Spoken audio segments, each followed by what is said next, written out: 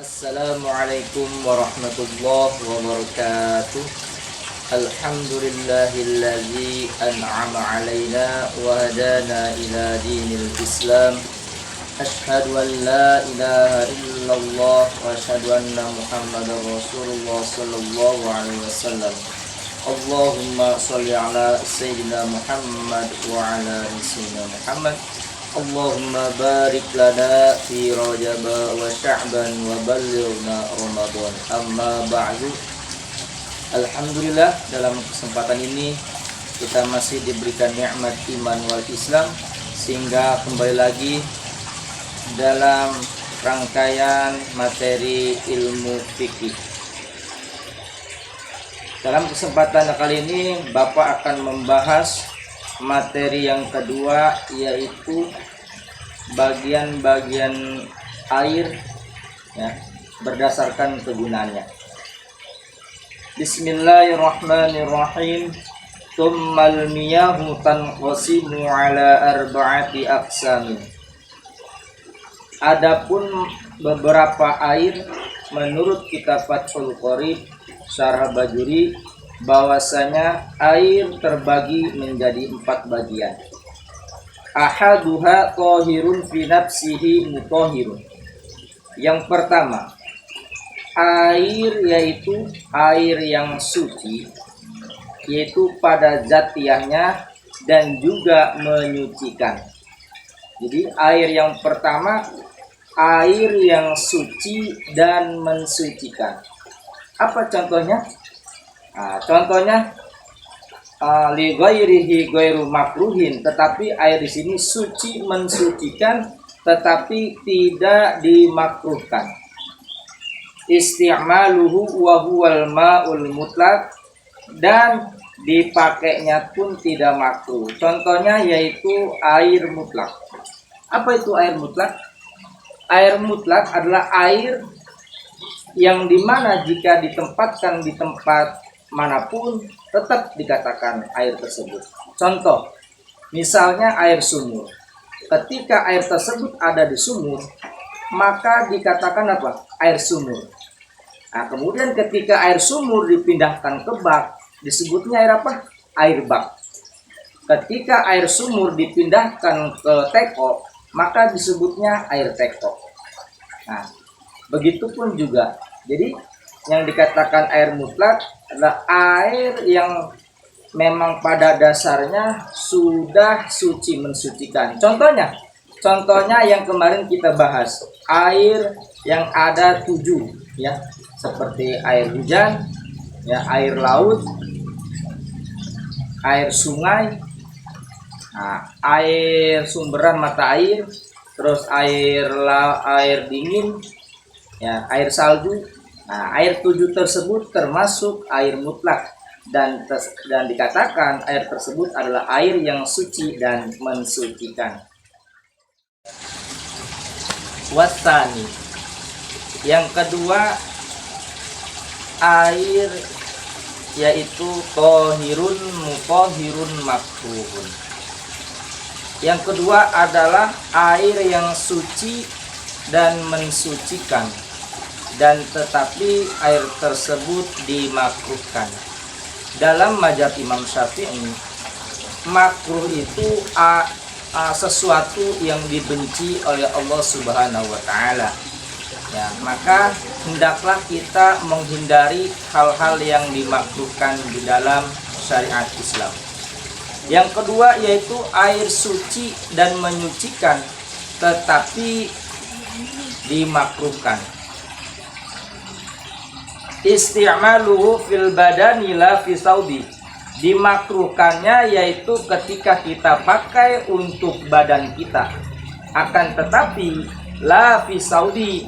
Nah, akan tetapi jika untuk baju tidak dimakruhkan. Contohnya yaitu untuk mencuci baju, ya, itu tidak masalah, ya.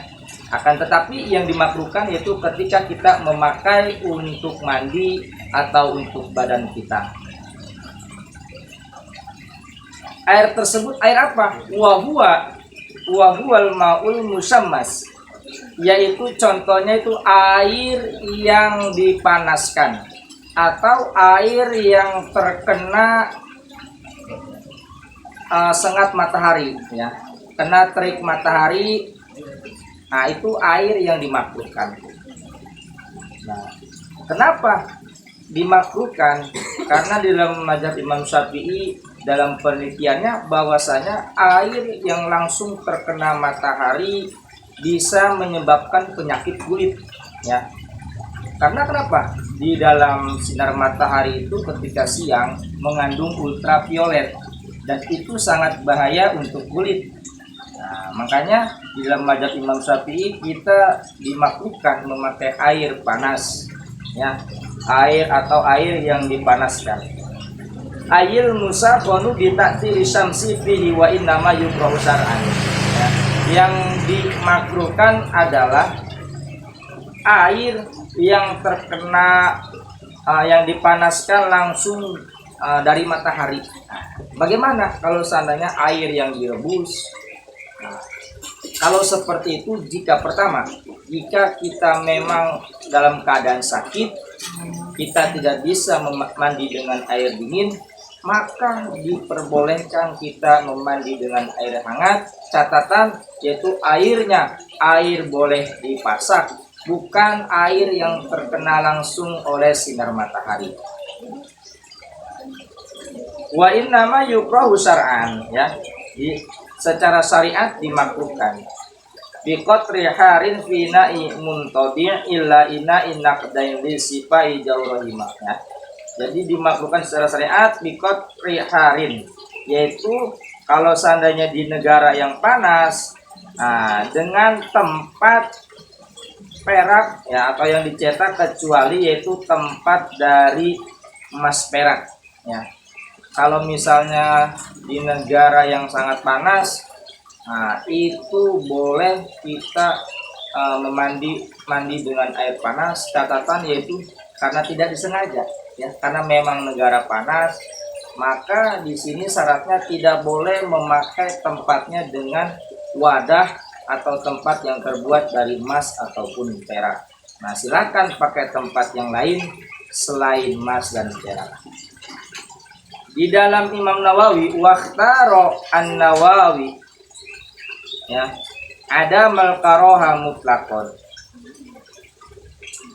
Ya, kalau seandainya Imam Nawawi memilih tidak makruh, ya, secara mutlak, jika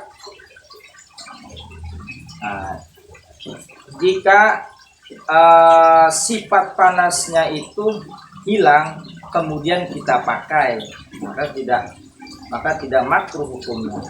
Tetapi wa yukrahu aidon sadidus suhunati wal burudah. Dan tetapi dalam mazhab Imam Syafi'i yaitu Imam Nawawi menjelaskan bahwasanya dimakruhkan ketika kita memakai air yang sangat panas dan yang sangat dingin. Kenapa?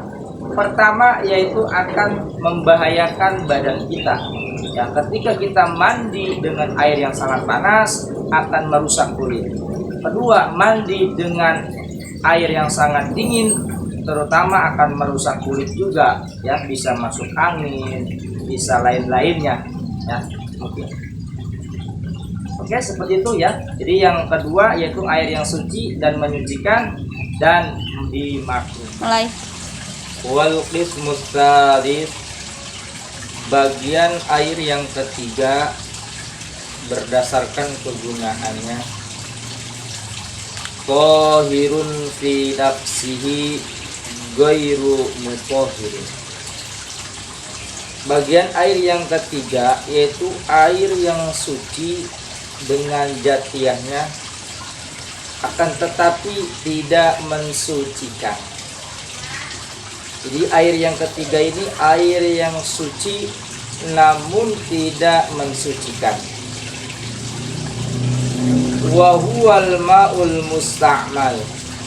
Adapun kategori air yang ketiga adalah air musta'mal. Apa itu air musta'mal? Yaitu air yang sudah digunakan oleh kita fi raf'i hadatsin, baik yaitu untuk menghilangkan hadas, au izalatin najasin, atau menghilangkan najis. Jadi yang ketiga airnya suci akan tetapi tidak mensucikan, ya. Contohnya apa? Air bekas menghilangkan hadas. Nah, contohnya mungkin anak-anak habis hadas kecil. Nah, kemudian air tersebut dipakai dibersihkan untuk menghilangkan bekas kencing. Maka air tersebut dikatakan air yang suci akan tetapi tidak mensucikan. Atau izalatin najisin, atau menghilangkan najis. Dengan catatan ilam yataghayyar walam yazid waznuhu ba'dan fisalihi. Nah, dengan catatan menghilangkan najis jika air tersebut tidak berubah sama sekali atau air tersebut tidak bertambah, ya, tidak bertambah kadar timbangannya. Contoh, misalnya anak-anak, ya, menghilangkan kotoran najis di baju. Nah, kemudian dicuci dengan air.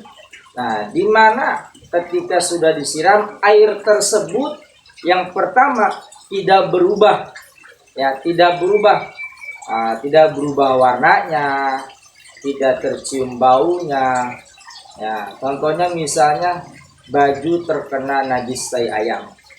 Kemudian kita cuci dengan air, maka bekas air tersebut dikatakan suci akan tetapi tidak mensucikan, dengan catatan air tersebut tidak berubah baik dari warnanya, dari baunya, ataupun dari rasanya. Maka air tersebut suci tetapi tidak mensucikan, ya, seperti itu. Jadi yang ketiga air suci tetapi tidak mensucikan. Contohnya, mana airnya? Air kopi. Air kopi adalah air suci namun tidak bisa mensucikan. Air aqua botol, air suci namun tidak mensucikan. Ya, awas anak-anak ketika mau wudhu tidak boleh berwudhu dengan air botol, ya, dengan air minum. Kenapa? Karena air suci namun tidak mensucikan, ya, seperti itu.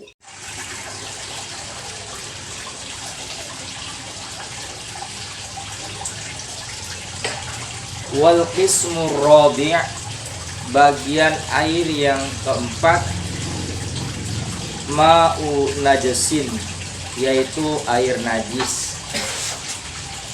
Air mutanajjisun, yaitu air yang mempunyai sifat najis. Jadi air yang keempat yaitu air najis. Bagian yang keempat adalah air najis. Anak-anak pasti tahu, ya, najis itu apaan, karena sudah diajarkan di pelajaran PAI di kelas 7. Wa huwa kismani, adapun, ya, air najis ini kebagi dua. Ahaduhuma qalilun, yaitu air najis yang sedikit. Wa huwallazi halat fihi najasatun, yaitu air yang diam yang terdapat najasatun najis. Nah, jadi ketika ada air yang sedikit kemudian tercemplung dan masuk najis ataupun kotoran, maka hukumnya najis, maka tidak boleh digunakan untuk berwudu, mandi, dan lain-lain. Wa huwa ma'udunal kullataini, air najis yang sedikit, yang tertimpa najis, yang terkena najis, yaitu air yang dikatakan air yang kurang 2 kula. Dalam mazhab Imam Syafi'i dijelaskan, apa itu air 2 kula? Air 2 kula adalah air yang berstandar, yang boleh digunakan untuk kita mensucikan diri, menghilangkan hadas besar, hadas kecil, dan lain-lain. Ya. Dalam Imam Nawawi menjelaskan bahwasanya ukuran air 2 kula adalah jika kita hitung panjang kali lebar kali tinggi, yaitu 55,9 cm. Nah, agar lebih hati-hati dalam membuatnya, maka kita akan lebihkan. Jadi anak-anak jika ingin membuat kamar mandi, membuat bak di kamar mandi, silakan anak-anak buat baknya itu berukuran 55,9 atau kita bulatkan yaitu menjadi 60 cm. Jadi panjang 60, lebar 60, dan tinggi 60 cm. Maka itu dipastikan akan lebih dari 2 kula. Maka air tersebut boleh digunakan untuk menghilangkan najis, menghilangkan hadas besar, dan lain-lain. Jadi hati-hati ya bagi anak-anak yang tinggal di kontrakan, yang bak mandinya hanya pakai ember saja. Jika anak-anak mandi hadas besar, menghilangkan najis kurang dari 2 kula, kemudian kena najis, maka hukumnya najis. Akan tetapi jika air anak-anak lebih dari 2 kula, ya, kemudian kemasukan najis atau darah, maka ada 2. Ya, jika darah tersebut masuk ke tempat air 2 kula tanpa merubah dari warna, tidak merubah dari baunya, ketika dirasain tidak terasa najisnya, maka itu boleh-boleh saja digunakan, hukumnya suci. Akan tetapi jika air yang kurang dari 2 kula, jika terkena darah atau najis, maka dihukumkan yaitu hukum najis. Nah, jadi sebaliknya, bagaimana jika airnya 2 kula, airnya banyak, akan tetapi kemasukan misalnya bangkai nyamuk ya 5 kilo, sehingga merubah air tersebut menjadi butek, bau. Nah, maka itu hukumnya najis. Jadi kesimpulannya, air 2 kula adalah air yang boleh digunakan oleh kita untuk berwudu, untuk menghilangkan najis, dan menghilangkan hadas besar maupun hadas kecil. Dengan syarat catatan, jika kemasukan najis tersebut tidak berubah warna airnya, rasanya tidak berubah, warnanya pun tidak berubah, maka itu boleh digunakan. Akan tetapi jika airnya tersebut air 2 kula, masukkan najis, kemudian berubah warnanya, terus dicium bau, terus dirasakan, dan jika dirasakan, ini perkiraan ya, jika dirasakan rasanya enggak enak ya, bau, nah, maka itu najis, tidak boleh digunakan. Apalagi air yang kurang 2 kula, kemasukan najis ya, kemasukan najis saja hukumnya tidak boleh najis, apalagi jika sampai berubah, maka itu tidak boleh ya. Jadi ingat anak-anak ya, ada 4 bagian air yang harus anak-anak ketahui. Yang pertama yaitu air suci mensucikan. Jadi air tersebut yang pertama ini air yang dibolehkan untuk kita berwudu, mandi, menghilangkan hadas besar, dan lain-lainnya, yaitu air suci mensucikan tetapi tidak dimakruhkan. Yang kedua, ada air suci mensucikan tapi dimakruhkan. Contohnya yaitu air yang terkena panas matahari, maka itu hukumnya boleh digunakan untuk berwudu, mandi, akan tetapi hukumnya makruh di dalam mazhab Imam Syafi'i. Yang ketiga, ada air suci namun tidak mensucikan, ya, tidak mensucikan. Nah, contohnya yaitu air sehabis membersihkan najis, sehabis menghilangkan hadas, maka air tersebut suci tapi tidak mensucikan. Contoh air kopi hukumnya suci, tetapi jika untuk wudhu maka tidak bisa karena tidak mensucikan. Contohnya air minum suci, boleh diminum, akan tetapi tidak bisa mensucikan diri kita untuk berwudu, mandi hadas besar dan lain-lain. Yang terakhir yaitu air najis, ya. Air najis ini air yang kurang dari 2 kula. Kemudian terkena najis, kotoran ayam atau kotoran hewan-hewan lainnya, maka itu dikatakan air najis, ya.